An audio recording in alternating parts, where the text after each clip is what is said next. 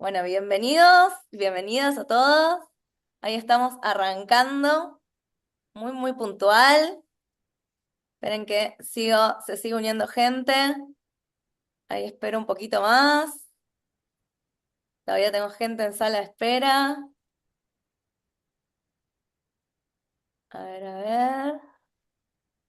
Vamos a admitir. Bueno, bienvenidos a este cuarto desayuno de legales que hacemos desde la ONG Bitcoin Argentina. Nada, este año va a ser un año movido, yo creo que va a haber muchísimos desayunos de legales, así que quédense atentos. Y en esta ocasión vamos a hablar un poco de qué está pasando en Paraguay. Y para eso lo tenemos a Bruno Bacotti, que es director de la Cámara Paraguaya de FinTech, que le damos la bienvenida. Y bueno, para arrancar esto, te pregunto, bueno, contanos un poco más sobre vos, sobre lo que haces. Bueno, vos sos de Paraguay, pero un poco de tu vida. Muchas gracias, Gaby, y es una alegría estar siempre trabajando con la ONG Bitcoin Argentina. Yo soy socio, por más que esté en Paraguay, así que es una alegría poder también compartir con todos ustedes. Bueno, soy Bruno Bacotti, vivo en Asunción, Paraguay. Estuve involucrado en el proceso, formo parte de Penguin Group, donde conformamos el primer centro de datos de 100 megavatios de minería de Bitcoin en América Latina. Hoy ya no es el único, pero fuimos los primeros, obviamente los primeros en Paraguay también. Y ahí ya empezamos con este tema de aprender sobre regulaciones, escribimos nuevas regulaciones aquí con el gobierno, y muy involucrado en el ecosistema del Bitcoin más allá de la minería. Tenemos una comunidad acá que se llama Bitcoin para Todos. Hacemos la primera conferencia Bitcoin Only de Paraguay, que se llama Acelerando Bitcoin, que es el 12 y 13 de agosto de este año. Así, moviéndonos con un montón de cosas para fortalecer y acelerar la adopción de Bitcoin en Paraguay. También, obviamente, que es el tema hoy de este desayuno de legales, estamos muy metidos en políticas públicas, especialmente con esta resolución. Yo digo, el año pasado, cuando nos subieron el precio de la energía para los mineros en Paraguay, que Paraguay es el cuarto país que más minería de Bitcoin tiene en el mundo, ¿verdad? Tenemos más de 1 gigavatio, ¿verdad? Más de 1000 megavatios de minería de Bitcoin. El año pasado, cuando subieron el precio de la energía, no recibí tantas llamadas como lo recibí ahora con esta regulación, ¿verdad? Me llamaba gente desde Australia, gente que no conozco, amigos desde hace tiempo, amigos nuevos, pero fueron, yo le digo, 10 días insoportables, ¿verdad? Donde tuvimos que ver qué pasaba, muchas visitas a la oficina de impuestos tributarios. Te comentaba antes de empezar, Gaby, que todos los viernes estoy teniendo una mesa de trabajo con ellos para ver cómo podemos hacer que esta situación genere la menor cantidad de fricción posible. Así que en eso estoy trabajando. Mucho compromiso también con la educación de Bitcoin. Tengo 3 libros ya lanzados que se distribuyen de manera gratuita en una página que se llama Educar para la Libertad. Así que estamos tratando como buenas personas del ecosistema, tratando de que más gente llegue a Bitcoin. Sí, de difundir todo esto. Bueno, y un poco, va a haber, creo que hay mucha gente de Paraguay y mucha gente de Argentina también, particularmente. Y básicamente preguntarle, porque Paraguay siempre lo vimos como una jurisdicción muy amigable a Bitcoin, con esto que decís de que tienen mucha minería. Y la pregunta es tipo, bueno, ¿cómo era el marco regulatorio antes y qué cambió ahora? ¿Qué es lo que sucedió? Bueno, ahí hay algo interesante, que el marco regulatorio actuaba por omisión y no por acción, digamos. O sea, toda esta bonanza impositiva de Paraguay, si bien ha sido una estrategia del gobierno hace unos 14 años aproximadamente. Tenemos estas tarifas planas de 10 de impuestos, ¿verdad? Impuesto a la renta, no hay impuesto a la herencia, por ejemplo. O sea, hay un montón de impuestos. Aquí no existe, pensando en caso en Argentina, no existe impuesto al cheque, por ejemplo, ¿verdad? Y las presiones impositivas son realmente bastante amigables, ¿verdad? Pero con lo que tiene que ver con activos digitales, con el mundo fintech, más que regulación, había, como te digo, estas lagunas legales y cosas que no, hoy no aplicaban según la ley.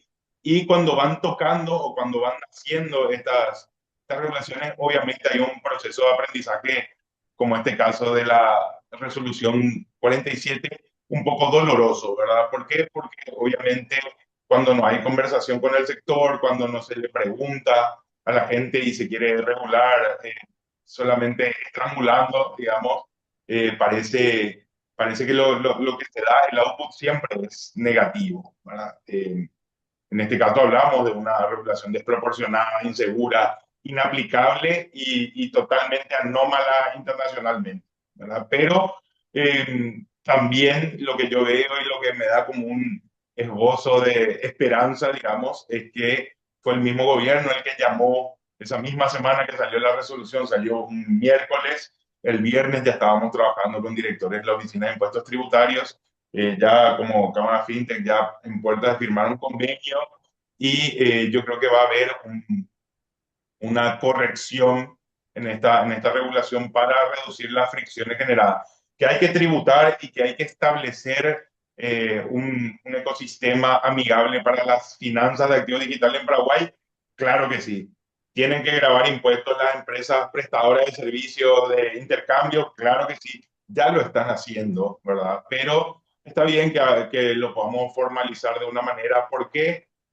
Porque hoy, por ejemplo, en Paraguay sigue siendo muy complejo si yo quiero efectivizar USDT, por ejemplo, o algún tipo de activo, que el exchange o cualquier servicio financiero envíe ese dinero a mi cuenta paraguaya, a mi cuenta de banco paraguaya, sigue siendo un dolor de cabeza. Muchas veces esas transacciones rebotan, digamos, y uno tiene que buscar otras maneras de efectivizar sus activos digitales o de formalizarlos, ¿verdad? Hay un montón. El año pasado, 77.000 personas solicitaron la residencia temporal en Paraguay, que es para un país pequeño de 7 millones de habitantes, un país sin mar, un país sin costa, un país sin oro, sin petróleo. O sea, nadie espera nada muy vistoso de Paraguay generalmente como para que haya 70.000 solicitudes en un año. Pero obviamente está esta joya silenciosa, ¿verdad? Que puede generar o que está generando mucha posibilidad de inversión, para que uno venga a invertir en real estate, que uno venga a cuidar el fruto de su esfuerzo gracias al comportamiento financiero y positivo que tiene Paraguay. Así que eso ha hecho que Paraguay esté en la mira, primero del ecosistema Bitcoin, ya por el hash rate y por lo que comentaba al comienzo, y hoy por la realidad impositiva. Y cuando la gente viene con esta fuerza y sale un día normal de marzo, una regulación así de complicada y de desproporcionada, como ya lo decía, obviamente genera mucha sorpresa, mucha incertidumbre y desacelera un montón de procesos que venían con una inercia increíble. Claro, ¿y cuál, hasta ahora, cuál venía, o sea, venía acelerándose y cómo veías como el estatus de adopción de Bitcoin en Paraguay en la gente?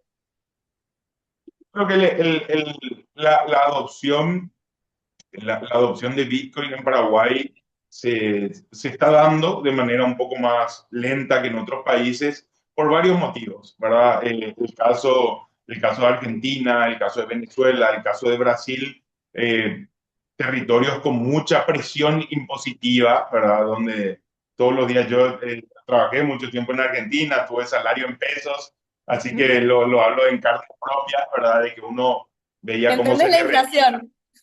Sí, yo aprendí la inflación trabajando en Argentina, ¿verdad?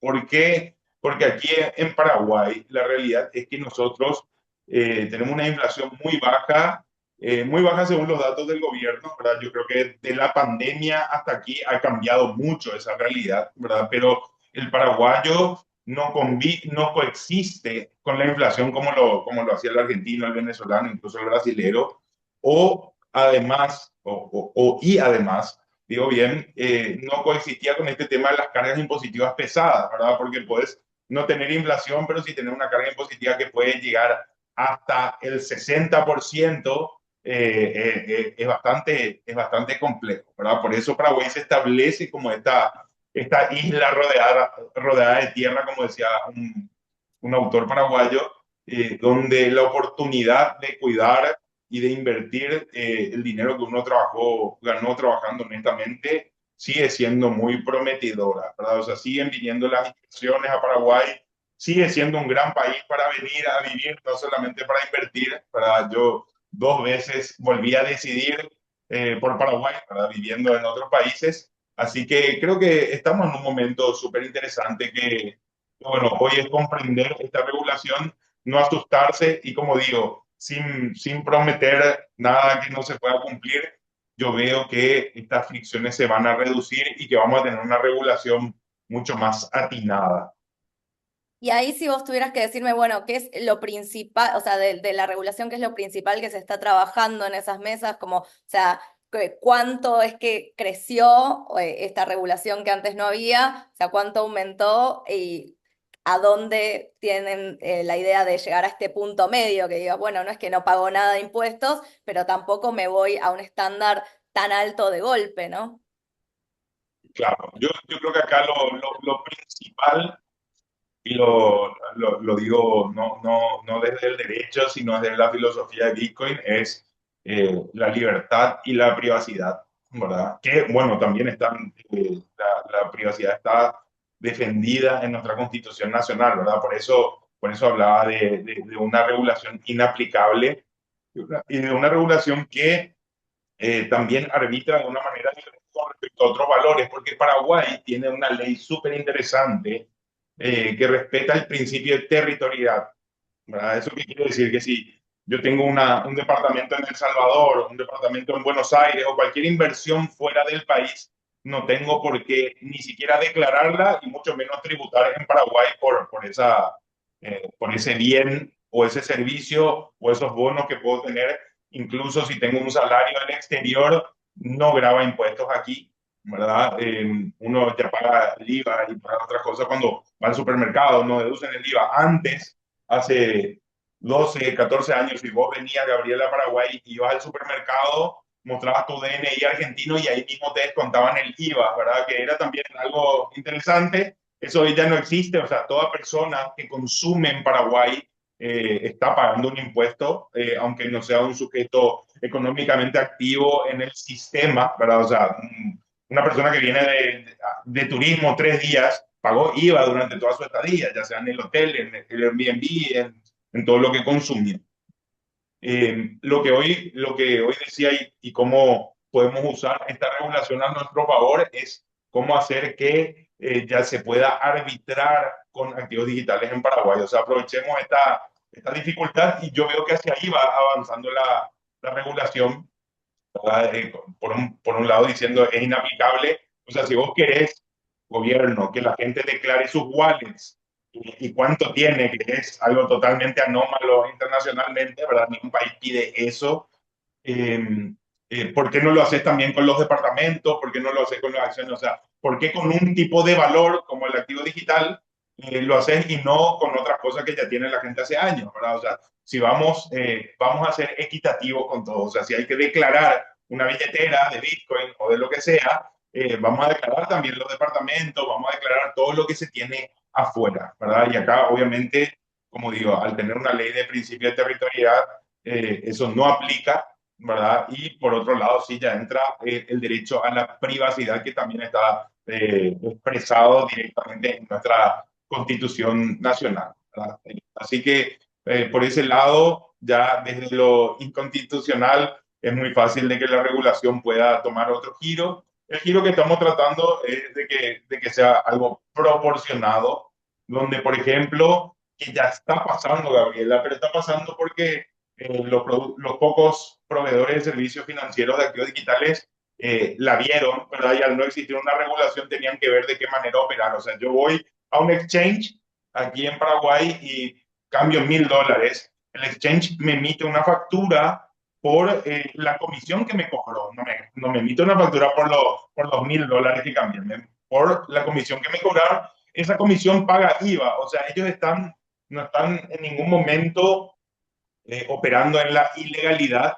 Lo que no existe hoy es una regulación que diga expresamente el exchange tiene que cobrar esto, esto y esto, porque lo que también hay que evitar, y que es algo que queremos dejar muy claro y que estamos trabajando con la Oficina de Ingresos Tributarios, es que el los activos digitales sean reconocidos como valor privado. ¿Cuál es la diferencia acá en Paraguay? El tema de valor privado se reconoce como dinero que no tiene fuerza cancelatoria obligatoria, digamos, ¿verdad? Valga la redundancia ahí. El euro, por ejemplo, en Paraguay es un valor privado, ¿verdad? Porque lo único que tiene fuerza cancelatoria es el dólar y el guaraní. Uno puede pagar con euros si la persona que va a recibir ese dinero lo acepta, digamos, pero no es una obligación. Y lo interesante de reconocer los activos digitales como valor privado te habilitan a que el día de mañana no exista un impuesto al Bitcoin, por ejemplo, ¿verdad? ¿Por qué? Porque no hay un impuesto al euro, no hay un impuesto al dinar kuwaití, a ninguna moneda de afuera no existe un impuesto. Y esa es una caja de Pandora que no queremos abrir, ¿verdad? Que exista un impuesto, ya sea a la tenencia, ya sea a la comercialización de el activo digital en sí, que sea un mercado regulado y que pague impuestos por las transacciones comerciales, por plataformas o empresas que deciden comprar un tesoro en Bitcoin, que tributen por ese intercambio, ¿verdad? O sea, por esa comisión sí, pero nunca por el activo. Acá no hay que castigar al activo, ¿verdad? Eso es lo que hoy estamos buscando, ¿verdad? Para que no crezca esta inaplicabilidad que tiene que ver específicamente con la capacidad que tiene la oficina y también la potestad de la Oficina de Ingresos Tributarios de detectar el incumplimiento, ¿verdad? Acá, cuando hablamos de activos digitales, hablamos de varias carteras del gobierno, varias dependencias del gobierno que tú lo sabes muy bien por el caso de El Salvador. Para algunas cosas está el Banco Central de los países, para otra cosa está la Secretaría de Prevención del Lavado de Activos, por otro lado está la Comisión Nacional de Valores, aquí se llama Superintendencia de Bancos, y por otro lado está el ente tributario. Aquí lo que no hay que hacer es tratar de generar un mega panóptico eh, dado de poder a una sola institución que controle todo esto que depende de 4 o 5 dependencias, ¿verdad? Cada una de estas dependencias tiene que encargarse de lo que sabe, ¿verdad? Y ni siquiera estamos hablando acá de una quinta o sexta que vendría a ser la parte informática de ciberseguridad, que en Paraguay hemos tenido, creo que es algo muy común en toda América Latina, pero en Paraguay hemos tenido varias filtraciones de datos. Más, ayer se estaba vendiendo una base de datos de una empresa privada, pero del gobierno, eh, y no podemos asegurar nosotros de que uno de estos organismos o pedirle, y menos desde la filosofía de Bitcoin, nosotros no podemos decirle, o sea, o el Estado no puede decirle a la gente, sí, sí, han hackeado a estas instituciones, pero a mí nunca, en mí sí podés confiar, ¿verdad? Y menos con los llamativos casos que hubo en Francia, ¿verdad? De las filtraciones surgidas del gobierno que han generado, hay un reporte ahí que a uno le pone la piel de gallina, ¿verdad? Más de 40 secuestros extorsivos en un año a tenedores de activos digitales, porque lo que tiene que entender también el gobierno, ¿verdad? Que muchas veces viene la gente y te dice, no, pero tal empresario tiene 1.000 millones de patrimonio. Sí, claro, pero yo no puedo ponerle a alguien una pistola en la cabeza y decirle, transferime ahora tu departamento o tu empresa, porque obviamente voy a estar preso a los 2 minutos, ¿verdad? O 10 minutos, pero los activos digitales son liquidez automática, ¿verdad? O sea, yo sí puedo licuar una cuenta en X minutos y ir, si bien hay una trazabilidad que se puede hacer y ya han habido casos donde se puede recuperar parte de este patrimonio perdido de manera coercitiva, igual se puede triturar mucho, pasar a otras cadenas y perder gran parte de ese valor. Pero como digo, es liquidez automática, ¿verdad? Uno puede decir, no, yo tengo 10 millones de dólares en patrimonio, pero está en campo, en vacas, y yo no me pueden sacar las vacas coercitivamente, o al menos necesita otro tipo de ingeniería que después es más fácil también aplicarlo con la justicia, ¿verdad? Sí, vos ahí mencionaste algo muy clave, que es el hecho de la privacidad, y ahí un poco cuando quieren que declare, la pregunta es si uno de repente tiene la plata en un exchange, en Argentina son PCABs, uno puede pedirle cuál resumen bancario, cuánto tiene y decir lo tengo puesto acá. Ahora, también lo que pasa, y acá es re importante entender, y la mayoría de acá o muchos son abogados, y entender cómo funciona Bitcoin, porque vos decís, cuando yo tengo una billetera autocustodia que tiene un esquema de UTXO, es como, cómo te voy nombrando todo lo que, o sea, todas mis tenencias ahí. Y después, por otro lado, con esta cosa de que la privacidad se lo relaciona demasiado a estoy haciendo algo ilícito y simplemente quizás me quiero cuidar justamente de esto que vos decís, de no tengo ganas de... nosotros, de hecho, desde la ONG, para que no lo sepa, lo contamos, tenemos una clínica de orientación legal inicial para víctimas de estafa en el cual atendemos más o menos a 2 o 3 personas por semana de que fueron víctimas de estafa. Y justamente cuando uno deja huella digital o de repente tira determinados datos que se pueden filtrar, nada, hay una cuestión de resguardo, de que no me pase nada, no necesariamente esto, ¿no? De asociarse a la ilegalidad. Entonces ahí, bueno, ¿qué es lo que están pidiendo? Como, bueno, decláralo. ¿Cómo? Y ahí es súper interesante lo que decís, lo que decís, Gabriela, porque el tema de la privacidad es un derecho que hemos perdido por obediencia o porque a un sistema le quedaba bien, ¿verdad? O sea, nosotros tenemos electricidad, tenemos caminos, tenemos tierra, escuelas, pese al Estado, no gracias al Estado, a pesar del Estado, ¿verdad? O sea, hemos visto que la iniciativa privada es la que estábamos hablando también de Vaca Muerta y de otros casos donde en verdad la fuerza privada, la fuerza del capital privado y de desarrollar y de generar más negocios, generar más empleo, ha sido la que ha permitido que los países crezcan realmente y se desarrollen, ¿verdad? Por eso siempre decimos, pese al Estado, no gracias al Estado. Y en este caso aplicamos a lo mismo, ¿verdad? O sea, ¿por qué tenemos que dejar que la privacidad, o sea, por qué dejamos que la privacidad se asocie con criminalidad si uno lo que quiere es vivir tranquilo, ¿verdad? Yo conozco un montón de personas que le dicen, ¿por qué no te metes en la política? Y a esa persona le encantaría, pero acá la ley dice que si vos sos una persona políticamente puesta, tenés que mostrar todo lo que tenés y eso está en acceso a la información pública, o sea, es desnudarte para que la gente vea todo lo que tenés, ¿verdad? Y hay un montón de gente muy valiosa que lastimosamente no se mete en política justamente por ese punto y ninguno de ellos son criminales, ¿verdad? Los criminales son otros, ¿verdad? Pero la gente lo que quiere es vivir tranquila, no tener esa sensación de inseguridad y como decimos, cuando hablamos de un activo de una liquidez extremadamente rápida, ¿verdad? Con respecto a otros, ¿verdad? O sea, yo hoy, si tengo un problema, no voy a poder transferir $1 millón a una cuenta del banco, de mi cuenta a otra cuenta, eh, porque hay un montón de procesos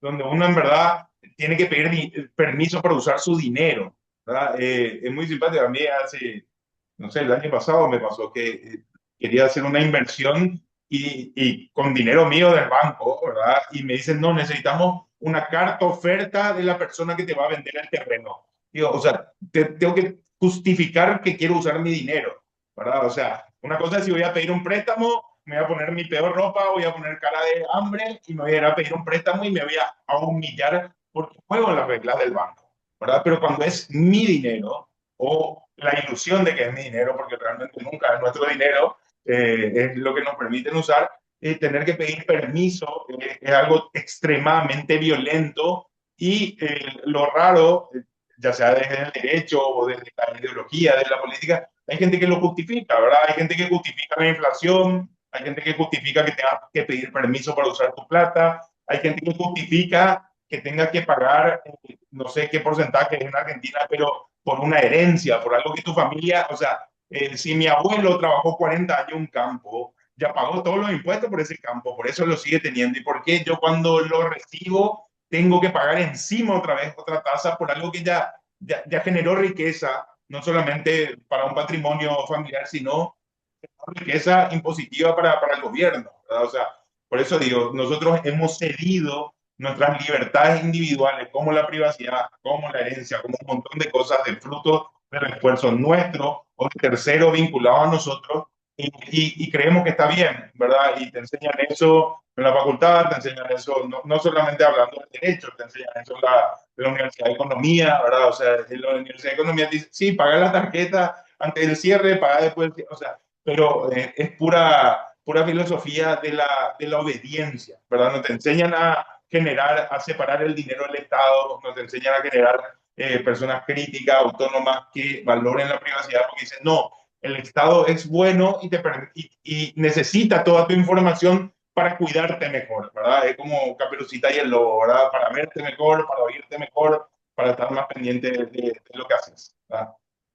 Y en relación al sector, que entiendo que también tiene que ver mucho con lo que haces de la Cámara FinTech, ¿no? De la parte del sector privado, ¿se le impusieron también muchas cargas tributarias? O muchas cargas No, extras que antes no tenía, tipo, yo abro un exchange, un PSAB y tengo estas reglas del juego. Y de repente, esperen que volvió a internet y ahora tengo. Y de repente, ahora me cambiaron las reglas del juego y mi modelo de negocio como empresa de repente tiene que ser mucho más complejo ahora, o tengo que tener tecnología o regímenes informativos que antes no tenía. acá la verdad es que la carga impositiva no ha sufrido cambios. Como digo, Paraguay sigue siendo un gran lugar para invertir, para establecerse. Sí, en los procesos de aprendizaje y en las innovaciones. El año pasado con la Cámara FinTech tuvimos un lindo proceso de aprendizaje con la ley de procesadoras de pago, ¿verdad? O sea, imagínate que PayPal llegó a Paraguay hace un mes, ¿verdad?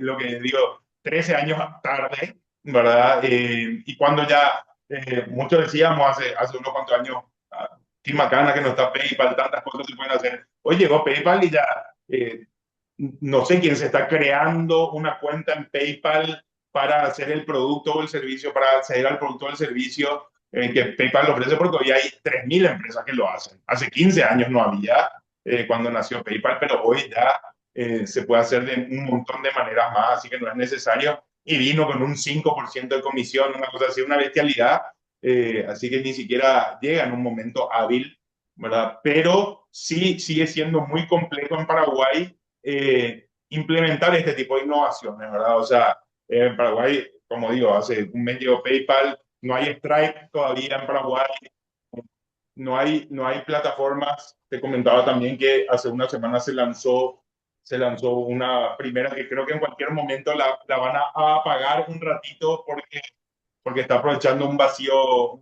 legal, ¿verdad? Pero no hay alguien que te haga un off-ramp a tu banco local, ¿verdad? Como lo que decía al comienzo, quiero cambiar 100 USDT y puedo ir a un exchange que está registrado y que está en regla con todo, pero ese exchange no me puede transferir directamente a mi cuenta de banco, ¿verdad? O de la cuenta del exchange, ¿verdad? O después hay agentes que sí lo hacen, pero como digo, están aprovechando un gris, una laguna legal, ¿verdad? Pero si yo hoy quiero con todas las de la ley hacer un off-ramping, decir, quiero establecer esta empresa, no me van a decir que no, pero van a tardar una vida en darme una licencia porque ni siquiera saben, es como que están buscando qué le podemos cobrar, cómo le podemos cobrar, de qué manera. Y como digo, ya hay exchange, ya hay proveedores de servicios que ya lo están haciendo con esto de, si bien no existe la figura jurídica o incluso desde la superintendencia de bancos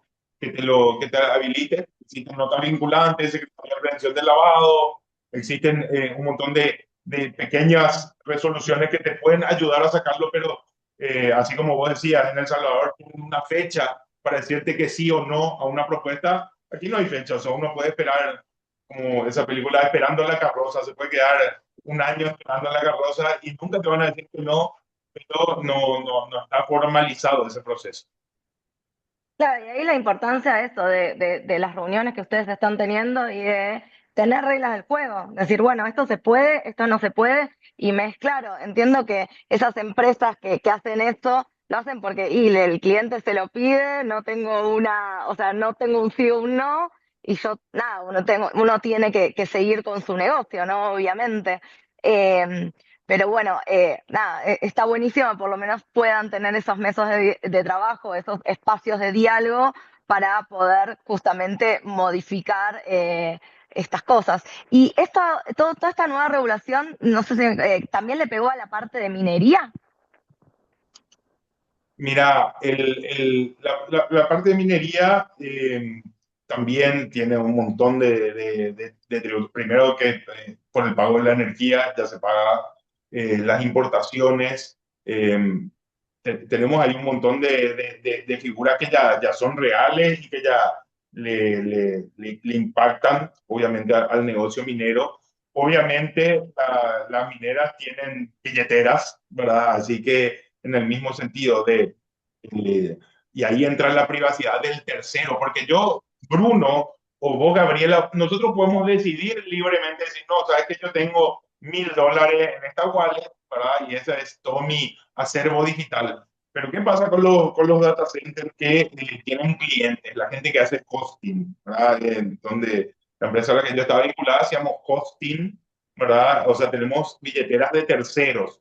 Y ahí volvemos a este tema del territorio. ¿Dónde está esa billetera realmente? Si mi cliente es de Estados Unidos y yo lo único que estoy haciendo es procesando cómputo para ese cliente y todo, o sea, yo en ningún momento cuando uno hace hosting, yo en ningún momento tengo el Bitcoin de mi cliente, ¿verdad? O sea, eso se genera y va directamente, o sea, el cliente tiene sus máquinas que yo hospedo y yo le hago el mantenimiento, pero el Bitcoin que genera va directo a la cuenta de mi cliente, ¿verdad?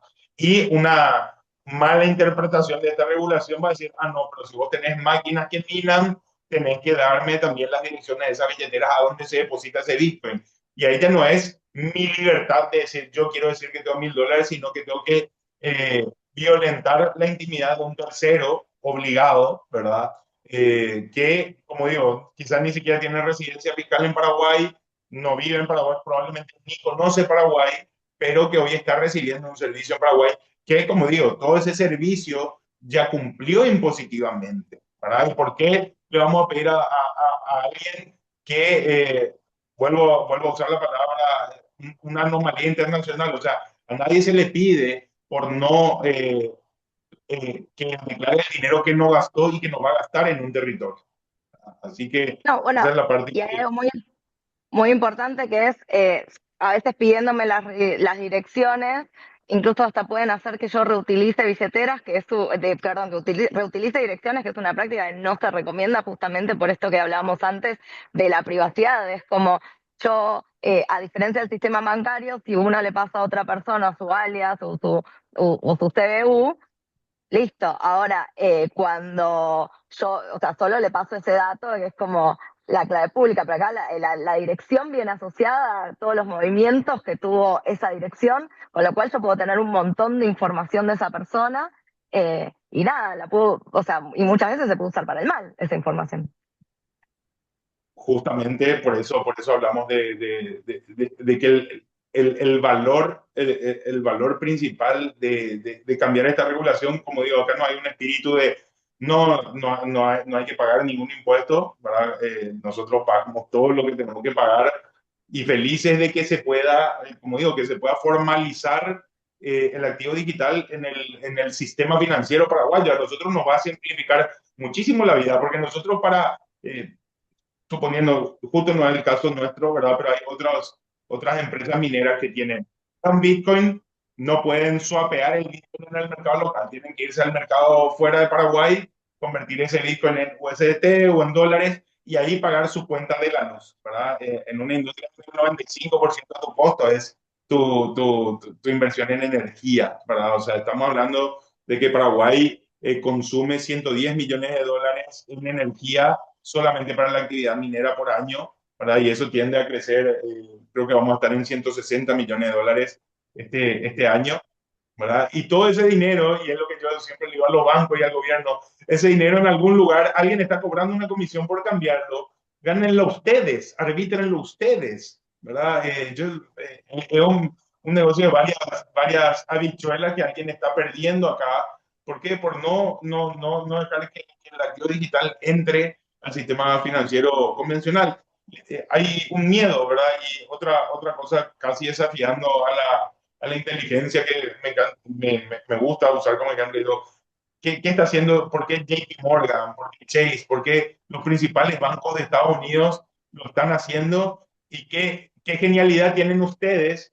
¿Qué saben ustedes que no sabe JP Morgan? Y por eso no lo están haciendo, ¿verdad? Porque hay países, porque ya hay diferentes estados que tienen tesoro en Bitcoin, en el caso de El Salvador, en el caso de Bután. Ahora, por suerte, acá en Paraguay estamos trabajando con la Administración Nacional de Energía para que ellos empiecen a minar con equipos incautados, ¿verdad? Para que empiecen a generar su propio tesoro en Bitcoin.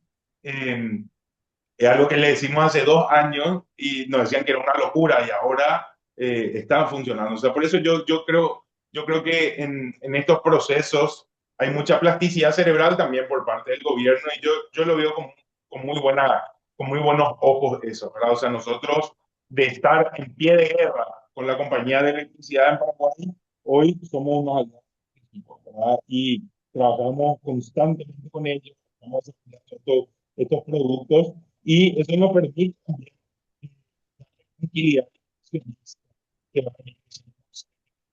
Sí, pero cuando le decimos, vengan, pero tengan cuidado que no vengan y la verdad que hay un ambiente mucho más prometedor, ¿verdad? Mucho más amigable, pero como digo, hay veces el gobierno es un cuerpo físico, orgánico, que tiene más de 200 años acá en Paraguay, o sea, se mueve lento, ¿verdad? Como no pienso en esas tortugas de Galápagos, ¿verdad? Que tienen ciento y algo años. Bueno, eso es un gobierno y pasa como en todas las empresas, que el gerente financiero nunca va a estar de acuerdo con el gerente de marketing, el gerente operativo. O sea, siempre hay una disonancia de opiniones entre las áreas. Y por eso digo, si bien tenemos un trabajo súper abierto con Ministerio de Industria y Comercio, con la parte de aduana, que es de la oficina tributaria, tenemos un gran trabajo también con el Banco Central. O sea, hay mucho aprendizaje en conjunto. Aprendemos nosotros como empresarios de algo nuevo, ¿verdad? Algo nuevo para Paraguay, y aprende el gobierno también como organismo rector, todo esto, como el organismo que tiene que ver también de que no se le escape la tortuga, ¿verdad? Esto, como en eso de repente salen estas resoluciones, salen como cosas un poco más bestiales, pero después existe el espíritu de querer cambiarlo y querer corregirlo. Sí, ahí no, qué importante que es la capacitación y el aprendizaje de parte del gobierno, porque de repente vos decís, bueno, estábamos viendo de tener una reserva estratégica, El Salvador tiene, Estados Unidos tiene, o sea, hay un montón de países que hoy en día están buscando su reserva estratégica, pero después es, ¿y cómo vas a resguardar esa reserva estratégica? O quién va a tener las claves, el gobierno renueva, entonces de repente, ¿cómo haces esos traspasos y tenerlo en cuenta también para la infraestructura de seguridad? Cuando uno tiene un exchange, le estoy resguardando las cripto a los usuarios y en este caso les estoy resguardando las cripto que es de los ciudadanos, ¿no? Como de todo el Estado. Entonces, ¿cómo hacer bien ese resguardo de cripto que nada, que se está planificando? Y que es verdad, nosotros también en Argentina pasa un poco lo mismo de los bancos ya vienen a hacer, o sea, nosotros, los bancos no pueden vender y comprar cripto, o sea, no se pueden meter en eso, o sea, más allá que tienen objeto único, no es que pueden tener como una alianza con alguna otra estructura como para poder hacerlo.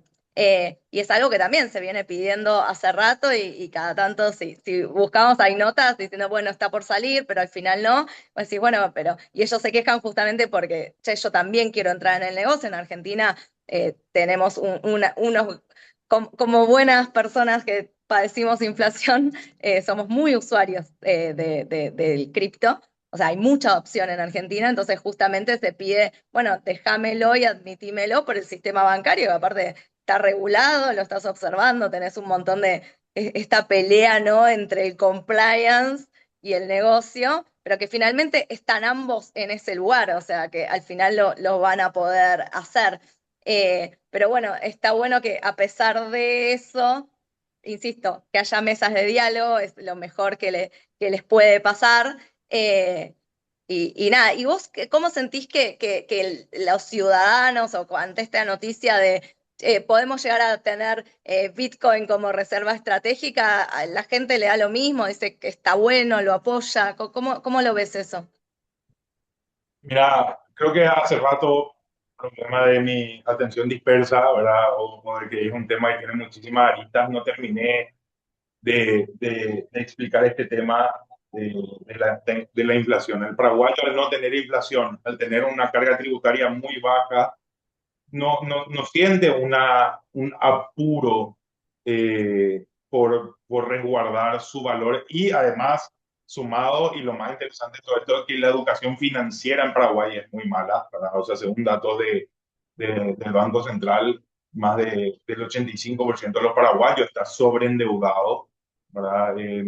Porque la educación financiera no es cumplir 18 años y te tira una tarjeta de crédito a la cara y eso es educación financiera a palazo, ¿verdad? Pero debería empezar ya desde el sistema educativo, yo siempre digo, desde preescolar, antes de ir a la escuela ya hay que hablarle a los niños de dinero y toda esa educación tiene que ir creciendo, acompañando durante toda la vida. Si yo le voy a enseñar a un joven de 18 años, le voy a decir, mira, Gabriela, este es un cepillo de dientes a los 18 años y nunca te enseñé antes a cepillarte los dientes, probablemente te falta alguna tecla ya a los 18 años, ¿verdad? Y lo mismo pasa con la educación financiera. Si nosotros no enseñamos cómo funciona el mundo a través y mediante el dinero, es muy difícil que el día de mañana tengamos sujetos que puedan ejercer libertad de decisión, ¿verdad? Porque finalmente el acceso a capital, una de las cosas más grandes o más interesantes que da es libertad, ¿verdad? Libertad de decir, tengo este empleo o no, que me gusta o no, tengo estos ahorros que me permiten hacer esto, quiero hacer esta inversión, ¿verdad? Y hoy que el campo está mucho más democratizado, gracias a productos digitales, por ejemplo, ¿verdad? Porque hace unos 10 años nomás, ¿verdad? Aquí en 2016, si uno decía, quiero invertir en algo, y si uno no tenía unos $50.000 que le sobren por ahí, era imposible que uno invierta, ¿verdad? O sea, uno no podía jugar el rol de inversionista. Y hoy, eh, aquí hay casas de bolsa donde por 100.000 guaraníes, menos de $20 por mes, uno ya puede empezar a tener una cartera de inversión, ¿verdad? Pero,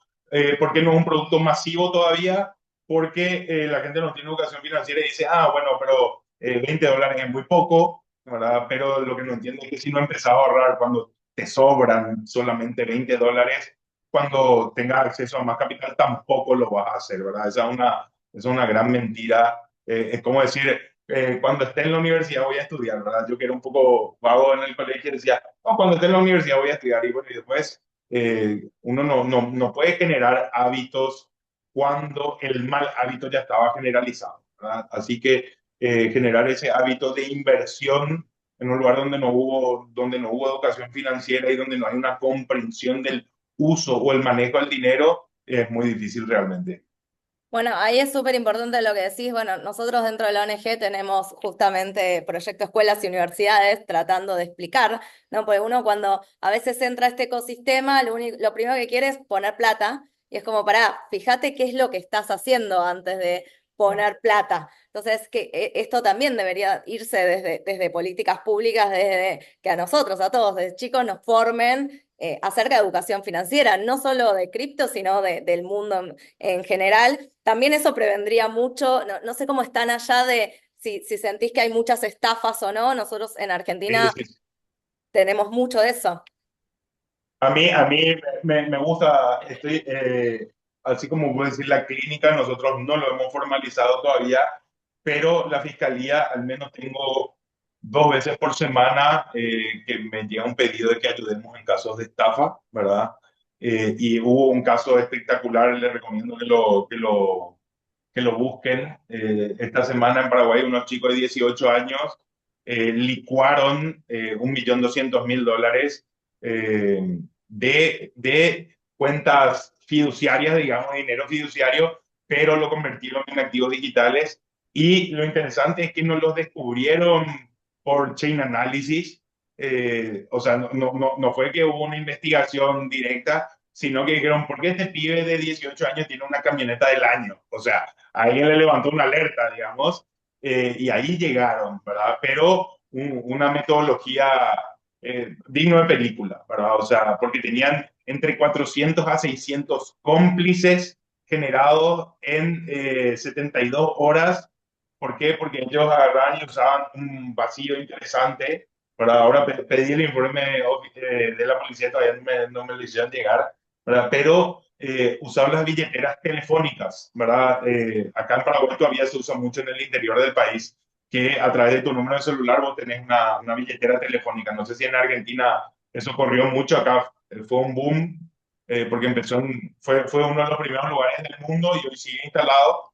Y estas billeteras tienen un tema de KYC ahí un poco más flojo de papeles.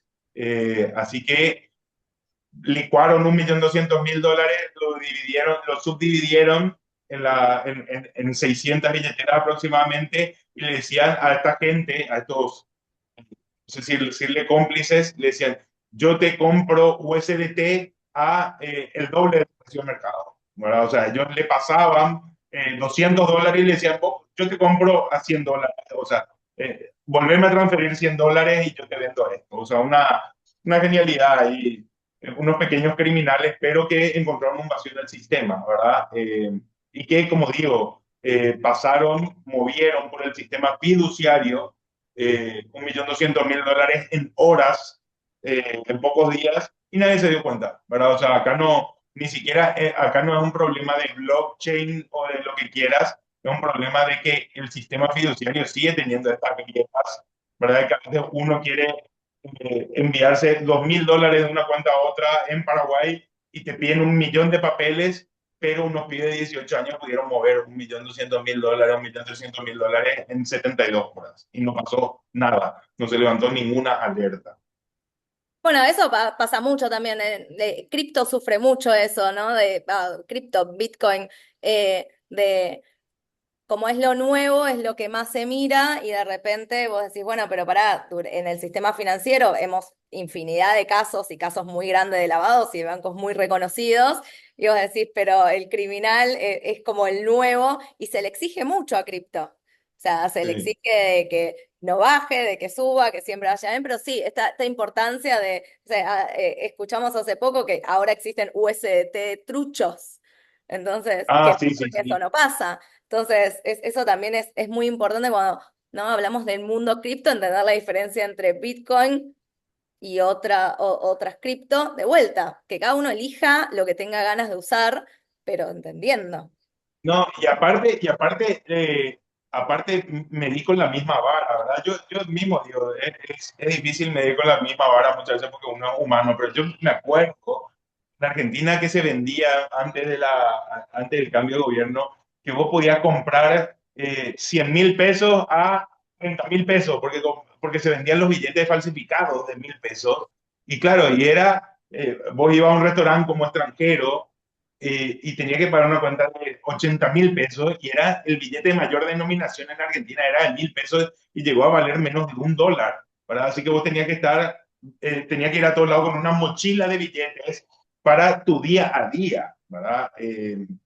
Hoy eso está, por suerte, bastante resuelto o camino a resolverse al menos, ¿verdad? Pero las grandes falsificaciones, desde que existe el dinero, existe la falsificación de dinero, ¿verdad? Y Bitcoin no se puede gastar dos veces. Sí, pueden aparecer un montón de tokens o pueden aparecer un montón de cosas, como decíamos, el USDT trucho o una moneda que es el nuevo Bitcoin, como todos los años aparece, ¿verdad? Pero eso es lo lindo de Bitcoin, de que Bitcoin no se puede falsificar, de que claro que puede haber terceras personas que estafen a gente con Bitcoin, pero la red no ha sido hackeada, ¿verdad? Y Bitcoin no se ha duplicado, no se ha diluido, no se ha quemado, ¿verdad? Así que por eso comprender eso y comprender la escasez y la riqueza del protocolo detrás de Bitcoin ya no es un tema opcional para ninguna persona, ¿verdad? No digo solamente para los abogados, para los gobiernos, todas las personas tienen que comprender que esta finitud, ¿verdad? Estas extracciones limitadas de Bitcoin este protocolo, este imposible doble gasto, nos van a salvar la vida el día de mañana. O sea, cada vez el dinero fiduciario vale menos, cada vez compramos menos cosas con más dinero y en cambio con menos Bitcoin cada vez compro más cosas, ¿verdad? Tenemos unas pizzas que valieron 10.000 Bitcoin hace unos cuantos años y hoy una pizza sale 1.000 satoshis, no sé, una fracción muy menor a eso, ¿verdad? Creo que vi una imagen el otro día en 2021, un iPhone salía 2 Bitcoin, una cosa así, y hoy vale 0,00000012, ¿verdad? Y ahí entra a desafiar todo esto que decimos de por qué la inflación tiene que existir, ¿verdad? Porque hay gente que la defiende, por qué tenemos esa idea de que cada vez necesitamos más para comprar menos cuando en realidad te lo muestra un dinero sólido o dinero mágico de Internet, como le dicen también, que cada vez con menos puedes comprar más, ¿verdad? Y por eso es interesante y como digo, ya no es optativo. Uno puede no comprar Bitcoin y decir, sabe que no es para mí, pero comprenderlo te puede salvar de muchos problemas el día de mañana. Tal cual. Ahí hay una pregunta, y ya con esto casi que vamos terminando, que preguntan, ¿no? ¿Qué estructura legal permite proteger BTC en autocustodia y procesos de herencia en Argentina y en Paraguay? Contesto la parte, o sea, Argentina es completamente legal, Paraguay también tener Bitcoin. Yo creo que más que una estructura legal, ahí necesitas un entendimiento y ahí comienza espacio publicitario. La ONG está con un departamento de autocustodia, da charlas todos los jueves de Bitcoin de 0 a 100 en el cual hay taller de billetera. Yo creo que ahí lo más importante es entender cómo voy a hacer esta autocustodia, ¿no? Porque cuando yo hago la autocustodia, yo soy mi propio banco, entonces si yo me equivoco, yo digo, no hay 0,800 Bitcoin, o sea, primero tengo que entender la estructura, así que recomiendo eso y después ver, bueno, cómo voy a resguardar, pero ni en Argentina ni en Paraguay es ilegal, o sea, tener tu autocustodia. Después, bueno, estamos viendo ahora cómo se declara o no, pero no sé, ahí si querés agregar algo más. No, es exactamente lo mismo, no es ilegal.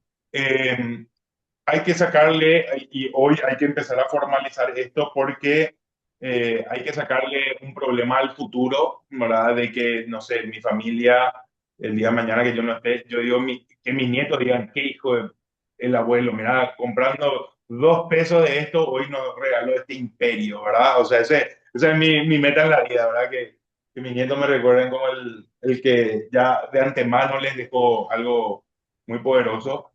Eh, y para eso tenemos que caminar, que recorrer un camino largo, porque si uno deja algo que el día de mañana se vuelve una fortuna, como todo, hoy yo no puedo aparecer en el banco y decir, hola, mi vieja me regaló este $1.000.000, ¿verdad? Eh,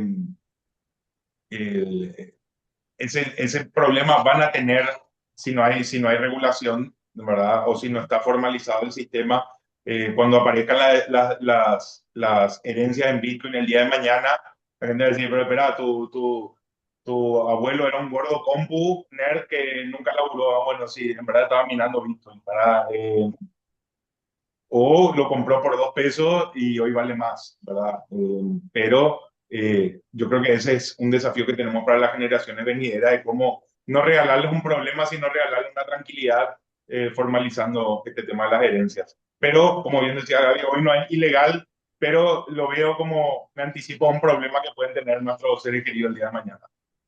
Sí, de entender también eso, qué sistemas tenemos, no sé, tenés herencias, tenés 2 hijos, existen multisig, o sea, que uno no puede sacar sin el otro. O sea, hay muchos sistemas, ahí la veo a Vivi, que también es de Paraguay, que dice que en Bitcoin para Todos tienen asesoría gratuita y la saludamos. Pero bueno, sí, lo más importante en este ecosistema, yo creo que tanto para el usuario, para el abogado que viene el cliente a entender qué pasó, y para el regulador y para el Estado es capacitarse y entender de qué se trata, porque si no lo entiendo, no lo voy a poder manejar y pasan estas cosas de dictar cosas que después son inaplicables, que es un poco el objeto y lo que estuvimos viendo dentro de este desayuno. Y bueno, y para finalizar, no sé, ¿cómo ves el futuro en Paraguay? ¿Qué es lo que te gustaría que suceda?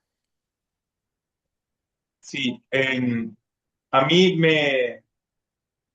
a mí Paraguay me llena de emoción, ¿verdad? Como yo todos los días me despierto emocionado porque hay un mundo de posibilidades, ¿verdad? Yo creo que Paraguay, y como digo, no hay una ventaja competitiva, proactiva, sino que se dieron las condiciones para que Paraguay hoy esté en donde estuvo Argentina en el 70, ¿verdad? O sea, como la posibilidad de tener un punto de inflexión y ir para arriba, ¿verdad?